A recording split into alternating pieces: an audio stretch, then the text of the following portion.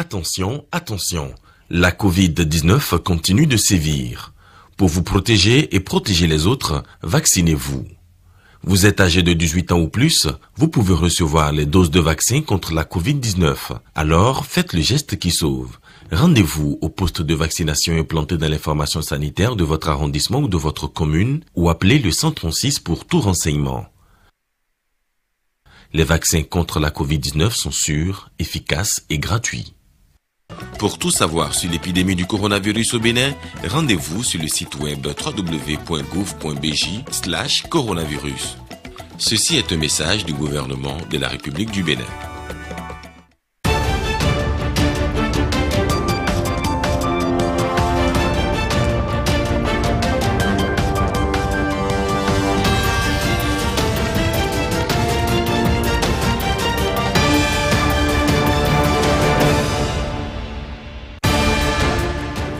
Bonne nouvelle pour les riziculteurs et maraîchers béninois. Bientôt en leurs mains, des outils innovants pour la transition agroécologique grâce à un partenariat bénino-belge. Et ceci dans un contexte d'embellie de la coopération bénino-belge.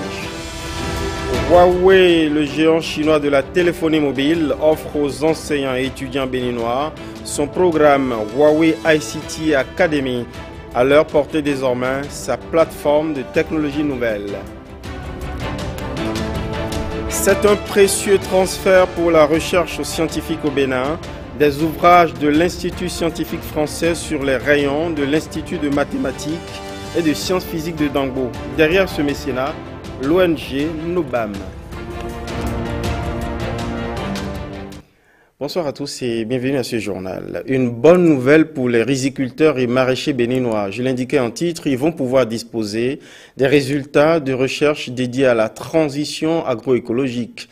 Et ceci grâce à un partenariat entre l'Agence belge de développement et la recherche agronomique béninoise. Au bout, développer plus de résilience au changement climatique. William Tchoki, Daniel Ada sur les enjeux. Signature de contrat. Échange de parapheurs entre l'Agence belge de développement et les acteurs de la recherche agronomique des universités publiques du Bénin. Un appui à la promotion des pratiques agroécologiques dans les systèmes rizicoles et maraîchers irrigués. Le projet Taïra est né. Il est porteur d'innovation dans le secteur de l'agriculture et les systèmes de transformation alimentaire. Notre rôle est de valider les meilleures pratiques agroécologiques pour une production élevée. Des cultures comme le riz et globalement les cultures maraîchères. Et donc l'université contribue à travers la recherche à mettre au point les meilleures pratiques d'irrigation qui sont économiques en eau, qui utilisent le moins d'eau possible pour une plus grande production. À travers ces conventions de subsides, le projet Taïra se veut de promouvoir une recherche agricole centrée sur les besoins réels des producteurs des filières concernées. La recherche de solutions adaptées, c'est-à-dire de solutions visant le développement de pratiques agroécologiques, est indispensable pour assurer une durabilité économique aux exploitations agricoles. Le projet Taïra contribue au renforcement de partenariats entre les institutions de recherche agricole d'Europe et celles du Bénin. Merci William Tchoki. De la coopération de chercheurs belges et béninois, passons à la grande coopération entre leurs deux pays. Coopération présentée comme modèle. Témoignage enthousiaste du ministre béninois des Affaires étrangères et de la coopération ce mardi matin même. C'est le satisfecit issu des concertations paritaires tenues aujourd'hui. Marcel Arrossi et Miché Elégbé nous en font le point. Efficace, silencieuse et démonstrative. Rien de tel pour faire la fierté d'un ministre des Affaires étrangères et de la coopération. Aurélien Agbenoncy remarque le renforcement et la qualité de la coopération avec la Belgique ces dernières années notamment. L'ambition de mon pays, l'ambition du Bénin, mesdames, messieurs, est de consolider les acquis de ce partenariat. Au cours de ce nouveau mandat, où le gouvernement du Bénin entend mettre un accent particulier sur le renforcement des dispositifs de suivi de notre coopération avec nos partenaires dans des domaines de développement identifiés comme des leviers pertinents de sa marche vers la modernité. Je voudrais saluer, Monsieur l'ambassadeur, votre engagement personnel pour cette diversité qui reste quand même dans la ligne d'une cohérence que vous essayez d'apporter à notre portefeuille de coopération. Comité mixte paritaire de concertation bénino-belge, une rencontre du genre s'est tenue entre les deux parties il y a 7 mois. Celle-ci se tient pour apprécier le niveau d'exécution des différents projets de ce portefeuille de coopération. La flexibilité des modalités qui guident notre partenariat actuel nous ont donc permis d'adapter nos programmes aux défis auxquels nous avons été confrontés ces derniers temps. Notre programme semble donc avoir atteint une certaine vitesse de croisière, ce que reflète la hausse progressive du taux d'exécution du portefeuille. Si notre coopération avec le Bénin passe évidemment par la mise en œuvre du portefeuille d'Enabel, notre relation bilatérale va au-delà du cadre des discussions que nous aurons aujourd'hui. Ainsi, au moment opportun, nous étudierons avec intérêt, comme l'a dit notre ministre, les perspectives qu'ouvriront les grandes orientations du PAG, le deuxième du nom, dont nous attendons la présentation officielle d'ici peu. En attendant les grandes orientations du nouveau programme d'action du gouvernement, la partie belge se réjouit déjà du renforcement du volet social qui y est annoncé. Elle se prépare, peut-être, pour d'autres démonstrations. Les réseaux de la SBE ont broyé un peu du noir et les ménages avec, le week-end dernier, de fortes perturbations sont intervenus sur les réseaux du distributeur de courant électrique. Souci durable ou juste passager? Voici les explications et en même temps les assurances données par le directeur général Littoral 1, interrogé par Jérôme Hongo. Je vais faire remarquer que les équipes de la SBE ont fait les diligences nécessaires pour réparer ces pannes-là. Donc, je voudrais présenter les sincères excuses de la SBE pour les désagréments que les clients ont subis le week-end passé. Quand il pleut, il y a des perturbations sur nos réseaux. La raison est toute simple. 100% des pannes enregistrées le samedi, ce sont sur des réseaux aériens. Il y a la vétusté du réseau. Quand nous allons finir avec les travaux de réhabilitation, les travaux de mise aux normes du réseau, les perturbations pendant les pluies seront conjuguées au passé. Beaucoup de travaux sont en cours actuellement. Ce n'est pas des projets, c'est des travaux qui sont en cours. L'objectif de ces travaux, c'est de réhabiliter les réseaux vétus que nous avons aujourd'hui, c'est de mettre aux normes ces réseaux-là. Il y a des clients, par exemple, qui ont eu des disjoncteurs brûlés, des compteurs brûlés. Les équipes ont pu les remplacer. Donc, je profite de l'occasion pour demander à notre aimable clientèle de s'adresser à nos services de dépannage pour signaler toute panne. Les équipes de la SBE sont là 24 heures sur 24 pour trouver solution à ces problèmes-là. L'Agence nationale pour le développement du foncier, le projet WAP, se donne la main pour une gestion idoine des espaces dédiés au déploiement du projet WAP, projet de partage d'énergie électrique dans l'espace ouest africain. Pour l'implantation de sa dorsale Nord-Bénin, un comité de suivi est mis sur pied. Il doit veiller à la gestion des compensations foncières ainsi que des problématiques environnementales. Rendons-nous dans la commune de Malanville, retrouver Marcel Betoro qui nous parle de l'intérêt et de l'importance de la mission de ce comité. Présentation du mécanisme de gestion des plaintes avec les communautés, présentation de la stratégie de mise en œuvre du PAR et présentation du règlement intérieur de la commission de gestion de plaintes. Ce sont là quelques thématiques qui ont meublé les échanges. C'est un projet d'interconnexion électrique qui vise à relier les 4 pays, notamment le Nigeria, le Niger, le Burkina Faso et le Bénin. À travers donc la construction d'une ligne d'interconnexion de haute tension, 330 kV, qui à terme devra permettre à ces pays-là d'échanger l'énergie électrique. Le comité local de suivi installé a à sa tête le préfet de la Liborie, représenté ici par son chargé de mission. Je pense qu'il n'est un secret pour personne que l'énergie de nos jours n'est plus un luxe, mais un facteur de développement. Ce comité aura pour relais les assistants du projet WAP déployés sur le terrain. Moi, je suis sur le tronçon Zabori-Malanville. Mon rôle consistera d'assurer le suivi du respect des mesures de sécurité. Donc il y a des personnes qui sont impactées par le projet. Ça peut être des cultures, des habitations, ça peut être aussi des biens communautaires qui sont impactés ou des sites sacrés. Malanville est la seule ville du Bénin qui accueille pour l'instant le WAP dorsal Nord qui réunit le Bénin, le Togo, le Niger, le Burkina Faso et le Nigeria. Enjeux et défis liés au changement climatique, on en reparle dans ce journal. À l'initiative, l'Association nationale des communes du Bénin qui organise au profit des associations régionales et départementales concernées au sud Bénin une immersion technique. Elle devrait en sortir suffisamment armée pour prendre les meilleures décisions en matière de gestion du changement climatique. Ramatou Lawani et Nogompati nous en parlent davantage. Les associations régionales et départementales prennent une part active dans la lutte contre les changements climatiques. À la faveur de cet atelier, elles renforcent leurs capacités sur les enjeux et défis de ce mal du XXIe siècle. Les changements climatiques sont aujourd'hui au cœur des préoccupations des pouvoirs publics dans tous les pays du monde et singulièrement dans notre pays, le Bénin, où il constitue un défi majeur.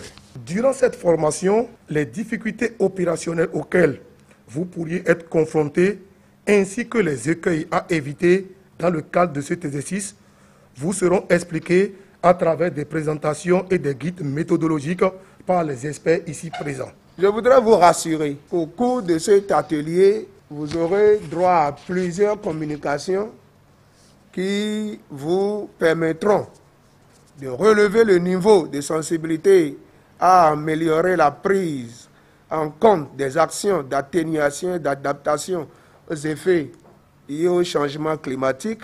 Cette formation initiée par l'ANCB, l'Association nationale des communes du Bénin, et soutenue par le FNEC, Fonds national pour l'environnement et le climat, va aussi se pencher sur la déclinaison des orientations nationales de la CDN, la contribution déterminée nationale au niveau local. Nous avons ceux qui interviennent dans le sud Bénin et le centre Bénin, qui sont réunis pour être renforcés afin que tout ce qui est prévu au niveau national, contenu dans ce qu'on appelle la contribution déterminée nationale, puisse être déclinée au niveau local. Les travaux durent 48 heures.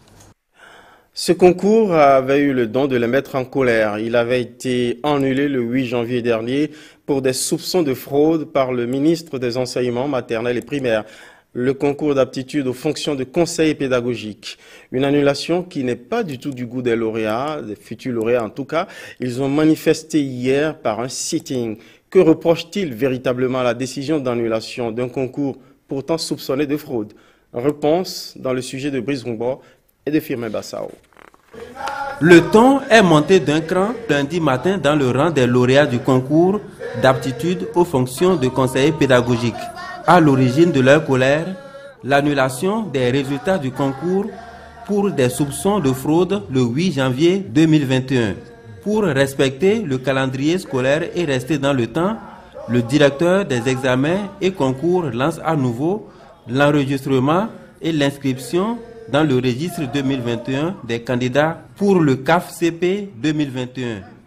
Une situation qui n'est pas du goût des 10 lauréats et depuis, la tension est loin de baisser. Nous, lauréats du CAF-CP 2020, manifestons ce jour notre mécontentement face à l'embargo tacite sur les résultats du CAF-CP 2020. Exigeons l'annulation de la décision ministérielle numéro 016 MAMP, DC, SJM, STJ, DAF, DEC, SP du 8 janvier 2021 portant annulation des résultats du concours probatoire pour l'obtention du certificat d'aptitude aux fonctions de conseiller pédagogique CAF-CP session d'octobre 2020. Après avoir reçu les manifestants, le ministre Salimane Karimou réitère l'égalité des chances de tous les citoyens prônée par le gouvernement et qu'il tient à faire respecter. Ce n'est pas de qualité de cœur que de pareilles décisions se prennent. Donc je voudrais que sur ce dossier, on cesse de faire ce qu'on est en train de faire là et considérer que le gouvernement reste fondé après la décision qu'il a prise par rapport à cette note de service signée de l'un de ses directeurs que le ministre n'a pas encore entériné Et les vérifications sur toute la ligne ont prouvé qu'il s'était passé des choses. Alors quand nous disons on n'a pas sanctionné les gens, on n'a pas sanctionné les gens, la sanction ou les sanctions relèvent de l'autorité. Qu'est-ce que vous en savez? Ce n'est pas une décision de Salomon Karim comme vous prétendez le dire. Des voies et recours légaux existent au Bénin, dixit le ministre, tout en invitant les uns et les autres à retourner à leur classe en cette veille des vacances. Huawei, le géant chinois de la téléphonie et des équipements mobiles, lance le programme Huawei ICT Academy ce lundi même à Cotonou. Il s'agit d'une plateforme en ligne pour former professeurs et étudiants dans plusieurs branches des nouvelles technologies, de l'information et de la communication. C'est un programme inédit au Bénin. Tout l'intérêt de ce programme d'innovation avec Maxi Agla, Michel Lébé. Huawei ICT Academy est un programme éducatif à but non lucratif organisé pour former et certifier les professeurs, préparer les étudiants dans le domaine des NTIC au marché de l'emploi et ainsi révéler leurs talents pour qu'ils participent activement au développement numérique de l'Afrique. Ce programme est destiné à offrir aux étudiants qui ont soif de savoir une porte vers le monde de la technologie de pointe. Toujours dans l'esprit d'accompagner le gouvernement dans sa vision, d'accompagner les jeunes talents de poursuivre leurs rêves. Huawei donnera l'opportunité à plus de 5 étudiants certifiés à bénéficier d'une formation de stage à Huawei Bénin cette année. La vision du chef de l'État, qui est celle que nous sommes en train de décliner depuis quelques années, c'est de faire du Bénin la plateforme des services numériques pour la sous-région, pour la croissance économique et l'inclusion sociale. Le monde connaît une transformation fulgurante grâce aux nouvelles technologies et rien ne semble les freiner dans leur élan. L'année dernière, la pandémie Covid-19 a beaucoup changé le monde. Tous les domaines sont affectés. Mais il y a un domaine qui est moins affecté peut-être, c'est le domaine de ICT. En attendant les inscriptions d'autres structures désirant participer au programme, Université d'Abomey-Calavi, UATM Gaza Formation, Institut universitaire du Bénin, Projet Cerco et Epitech sont les 5 écoles partenaires connues à ce stade. À suivre ce geste qui va contribuer à alimenter les ressources théoriques de la recherche scientifique au Bénin. Des ouvrages scientifiques qui voyagent de l'Institut scientifique en France pour atterrir sur les rayons de l'Institut de mathématiques et des sciences physiques de Dambo. Derrière ce mécénat scientifique, une ONG, son nom, Nobam. Brice Ngbo, Firme Bassaro, nous en parle davantage. Des documents didactiques et de recherche scientifique offerts à l'Institut de mathématiques et de sciences physiques de Dambo par l'ONG Nobam. Ces livres, collectionnés et récupérés auprès de l'Institut de recherche de mathématiques de Toulouse en France, viennent contribuer à améliorer le rendement de l'Institut en termes de qualité intellectuelle, mais aussi au développement de la science au Bénin. Cela remonte à environ 2 mois. Par des intermédiaires, on a pu le contacter de manière efficace. Ils ont été très ouverts à notre égard, puisqu'on leur a présenté une offre de documentation qui paraît être très bien ciblée. Nous avons des relations, pour ne pas dire des partenariats, là-bas en France précisément, à Toulouse, sur un grand site universitaire qui nous met à disposition des objets didactiques. Non seulement on a des objets didactiques, on pourrait avoir du matériel aussi de laboratoire. Ça a été le cas par exemple de l'EPAC d'Abomey-Calavi. Et nous sommes dit cette fois-ci qu'on a touché l'EPAC il y a 1 an et demi environ. Pourquoi ne pas toucher aussi une structure de renommée avec une matière grise conséquente et de la connaissance artificielle que nous portons vers le Bénin. L'acte est vraiment fort et nous remercions une fois encore vraiment tous les acteurs qui ont œuvré à son aboutissement. Je peux rassurer le président de Nobam que les livres vraiment seront exploités à fond. Nobam Bénin entend élargir ses actions toujours dans le social, l'éducation et même dans le domaine des énergies renouvelables. L'association Nobam poursuit toujours son mécénat, mais cette fois-ci au laboratoire du département de génie de biologie humaine à l'école polytechnique de l'université d'Abomey-Calavi. Un acte de donation facilité par l'unité de recherche sur les maladies non transmissibles et le cancer. Témoin, Ghislain Poguet, Michel Agbé. Un spectrophotomètre, un thermocycleur PCR. Du matériel de laboratoire don de l'association Nobam à l'école polytechnique de l'université d'Abomey-Calavi. Nous estimons aujourd'hui que l'ensemble du matériel est arrivé à bon port et sera utilisé à bon escient. Le partenariat reste totalement dans une continuité pour cibler d'autres universités, des écoles, des collèges sur tout le territoire béninois. Nous aurons toujours la possibilité de mettre à disposition des objets didactiques, des objets matériels, équipements de laboratoire spécifiques, pas seulement la spécialité biochimie. On est dans le génie civil, il y a l'électronique, l'informatique. Du matériel jugé utile au laboratoire. Nous sommes très heureux de recevoir un important lot de matériel et d'équipements de laboratoire, toujours pour renforcer la formation de nos jeunes. Pour le transfert de ces équipements de l'Europe au Bénin, des enseignants de l'unité de recherche sur les maladies non transmissibles et le cancer ont mis la main à la poche. Un don d'équipement, de manipulation, de formation technique au département de génie de biologie humaine à travers, je précise bien à travers l'unité de recherche sur les maladies non transmissibles et le cancer, parce que ce don a été rendu possible par une contribution sur fonds propres de certains enseignants justement de cette unité de recherche sur les maladies non transmissibles et le cancer. Le lot de matériel comprend aussi des plaques chauffantes, un sonicateur, un fluoromètre et un transluminateur. Alors visitez à présent les rayons d'un lieu unique, puisqu'il s'appelle d'ailleurs unique, d'abord mais original, pas étonnant.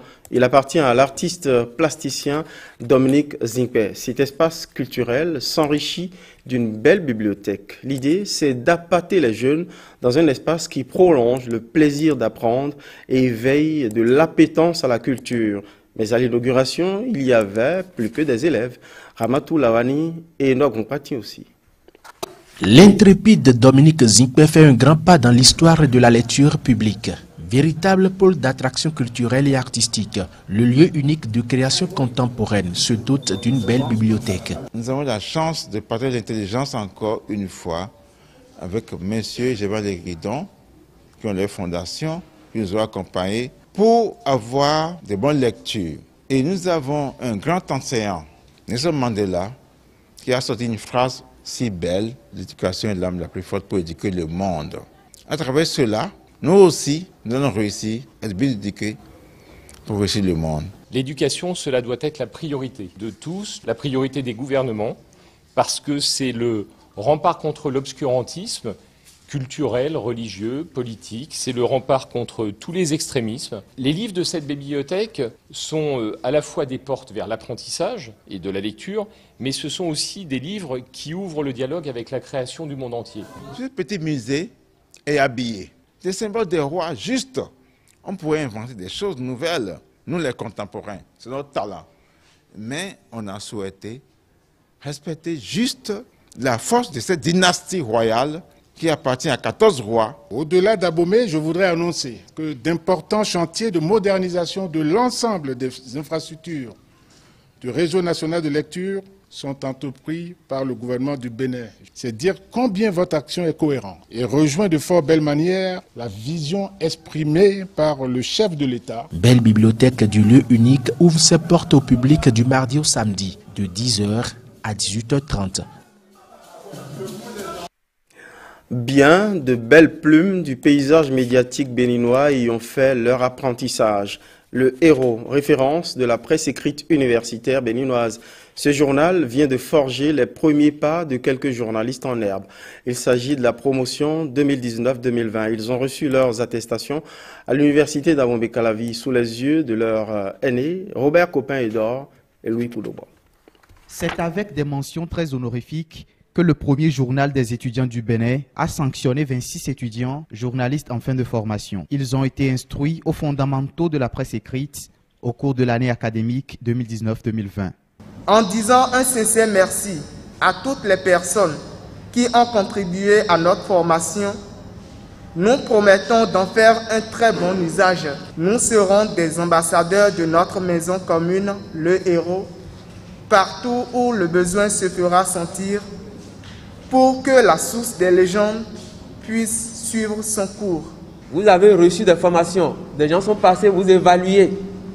Mais sachez que les vrais évaluateurs, vos vrais évaluateurs, seront vos lecteurs. Et donc, pour cette raison, je vous suggère, ou je souhaite que vous soyez rigoureux dans vos écrits, que vous soyez rigoureux dans le traitement de l'information. Vous avez l'obligation de faire honneur au journal. La promotion 2019-2020 du journal Le Héros détient désormais les armes nécessaires pour véritablement s'engager dans la presse écrite. Au chapitre santé de ce journal, parlons de la prise en charge des malades mentaux en errance dans nos rues. L'opération de leur relocation a démarré ce matin même à Cotonou. Une équipe du ministère des Affaires sociales, appuyée des forces de l'ordre, était dans les rues de Cotonou pour les identifier d'une part et ensuite les emmener vers les centres de prise en charge. L'opération a été lancée par le préfet du littoral, Jean-Claude James, Mathieu Soukanou sur les traces. Leur séjour dans les rues de Cotonou prend ainsi fin. Ces malades mentaux bénéficient de la main tendue de l'État pour leur prise en charge totale, une opération menée pour la 3e fois. Nous avons décidé de lancer cette 3e phase pour que dans les rues de Cotonou, nous identifions nos compatriotes dérangés dont l'apparence signale cette détresse, qui, étant dans la rue, sont non seulement en danger, mais représentent une menace et que nous allions les confier aux centres spécialisés pour leur prodiguer des soins. De la rue, ils sont conduits au Centre national hospitalier universitaire de psychiatrie, l'un des nombreux centres. Seul problème de ces structures, la capacité d'accueil, souvent très réduite. L'indicateur, cette fois-ci, avoisine environ 300, mais ce n'est qu'un indicateur, parce que nous pourrions aller au-delà. C'est une activité fortement soutenue par le gouvernement. L'objectif final, n'est-ce pas, c'est d'avoir 0 malade mental. L'insertion socio-professionnelle est progressivement associée à la prise en charge sanitaire et depuis 2019, les résultats de l'opération sont plutôt encourageants. En témoignent plusieurs sujets guéris qui sont déjà retournés en famille. Bravo à cette belle initiative de dignité humaine. Ça y est, le festival de football féminin scolaire de moins de 15 ans roule déjà. Initiative de la CAF, Confédération africaine de football. Ce festival regroupe 8 établissements d'enseignement secondaire. Reportage, Ramatou Lawani et Nok Gumpati qui nous font vivre les premiers instants de moments footeux plutôt féminins. Sur cet espace pratique traditionnellement réservé aux hommes, ces jeunes filles s'emparent du ballon du foot. C'est la première édition du festival du football féminin des moins de 15 ans. À l'affiche de cette compétition scolaire initiée par la CAF, la Confédération africaine de football, 8 collèges d'enseignement général. Il s'agit des CEG 1, Covey, Vacon de Porto Novo, Lalo du Koufou, Hubert Koutukumaga de Parakou, Jacin de Porto Novo et les complexes scolaires privés Bomberger de Cotonou, Michel Dubois de Kpaou et Gbeto de Cotonou. Le développement du football féminin et surtout du football au niveau des adolescents, c'est une vision, c'est une volonté de la FIFA appropriée par la CAF et le Bénin a été choisi. Donc, c'est une chance pour le Bénin. Salut Barilé, la joueuse m'engage au nom de toutes les joueuses du festival de football féminin à jouer sans brutaliser et rendre les matchs plaisants pour que la fête soit belle.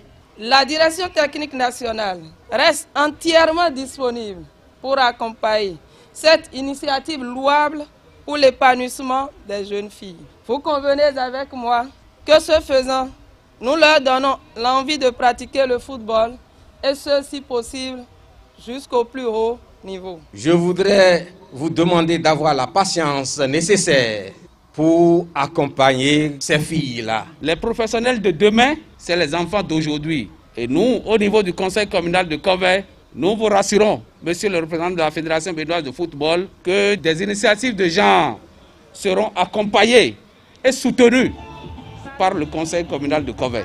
Pendant environ un mois, ces jeunes filles vont croiser les crampons. pour tenter de décrocher le grand prix de ce festival financé par la CAF.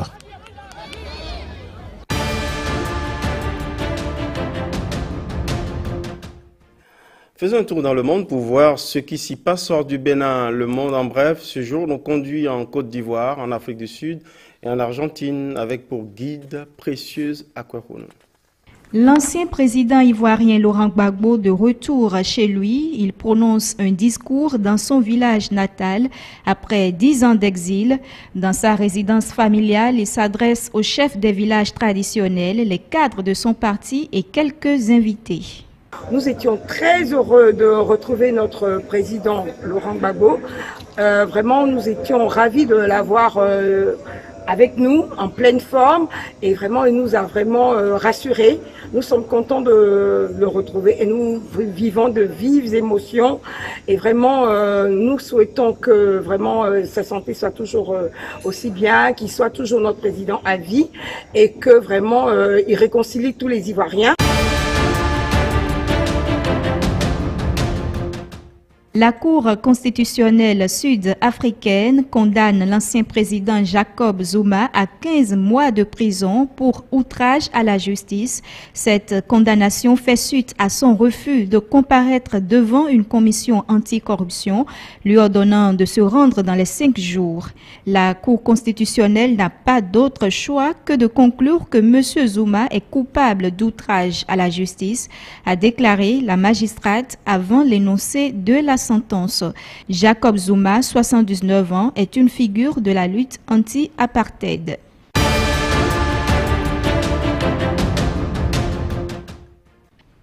Sept mois après la disparition de Diego Maradona, la justice tente d'élucider les causes de sa mort. Le neurochirurgien Leopoldo Luque, considéré comme le principal membre de l'équipe médicale, est indécé. Il a rejeté toute responsabilité dans la mort en novembre de l'ex-star du football argentin. Il demande d'ailleurs une nouvelle expertise médicale.